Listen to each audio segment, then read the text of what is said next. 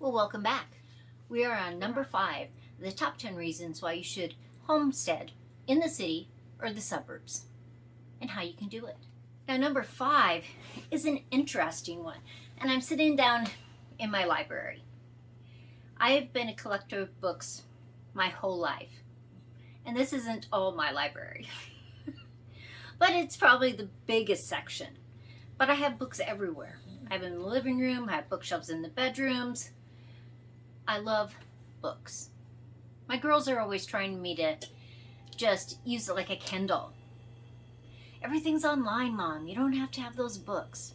And I have got to where I listen to books on my phone, and I have really enjoyed that.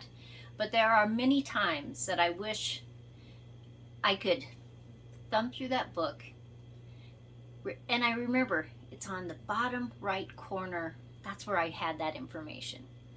But that's just me. There's not anything wrong or right about it. It's just what I like. Now we're talking about resources for homesteading today. That's our number 5. And when you live in the city and the suburbs, you're very close to resources. And that could be a real benefit. You're living in the suburbs right now.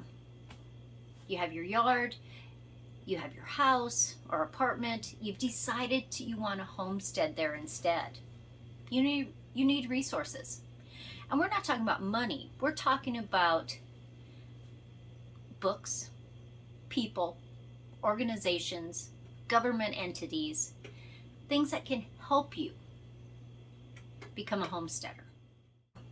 I have, I'm a list maker. I love my lists.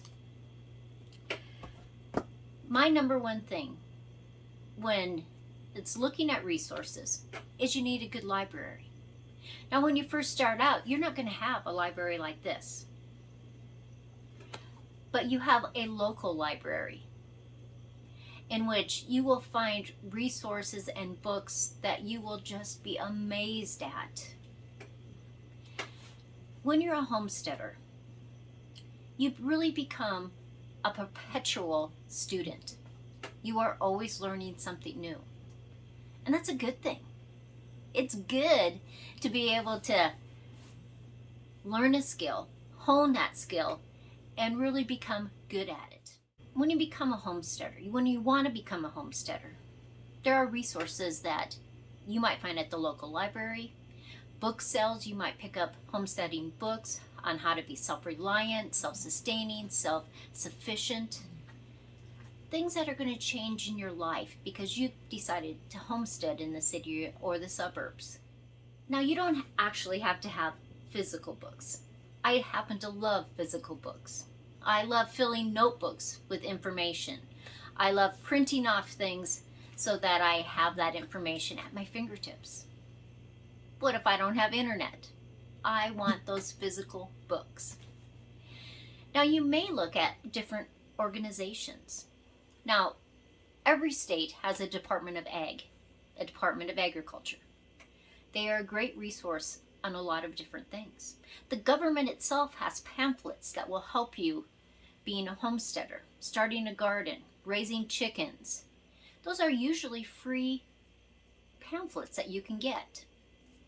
And don't just look at our government. I downloaded this today. This is a guide to urban home gardening. This is from the Republic of the Philippines. It's in English. It's 26 pages of all kinds of information, from raising chickens to gardening to composting, starting your vegetables. It is a great resource. It was free. I just downloaded it. I could have just left it on my computer, but I wanted to show it to you. And it's basically a little book, and it tells you about breeds of chickens to grow. And then it goes specifically, like growing beans, growing zucchini, growing different lettuces. It's a great little resource. Different governments have these things for the people that live in their countries. And because of our great big web, you can download those. Our government has pamphlets you can download. Now, at your Department of Ag, say you're a homesteader in the city or the suburb, and you want a greenhouse, there are grants for greenhouses. There are specialty grants if you want to grow certain vegetables and sell them at the markets. But there's just information that you can resource. A lot of times, if you can't find it at the government level or the state level, then go to your county level. And there's usually always a county extension office somewhere near you. And usually the county extension office is who oversees the master gardeners.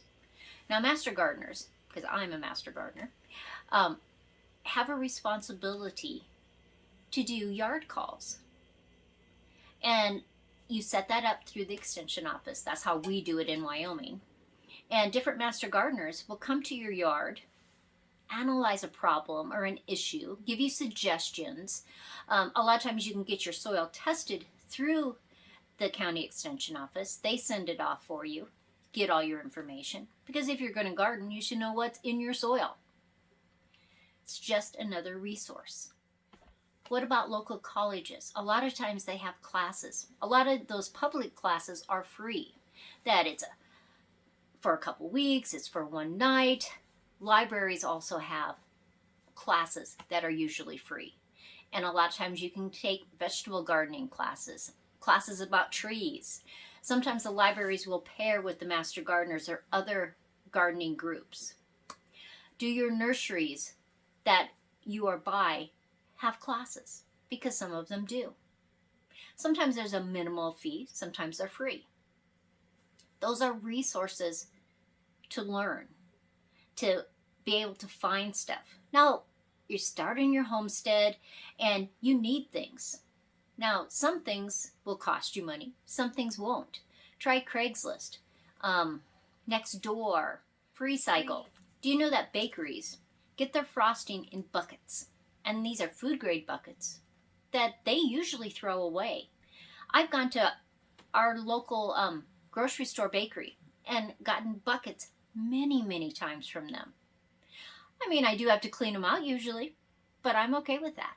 Free food grade buckets, I can store stuff with, I can plant in. It's a good deal. If you have a micro brewery in your town, they have spent grains. After they're making the beer, they have to dispose of that byproduct. Great for your compost in your garden. Tree services usually have to pay the landfills to take the branches, the mulch, the grasses there. Talk to them to get those free resources. A lot of times they'll deliver them right to your house because they don't have to pay to go to the recycling dump sections. As you become a perpetual student, look for mentors. Are there people that can help you? Maybe you want to add things gradually to your homestead. You start with gardens, you're adding fruit trees, maybe you're adding animals next.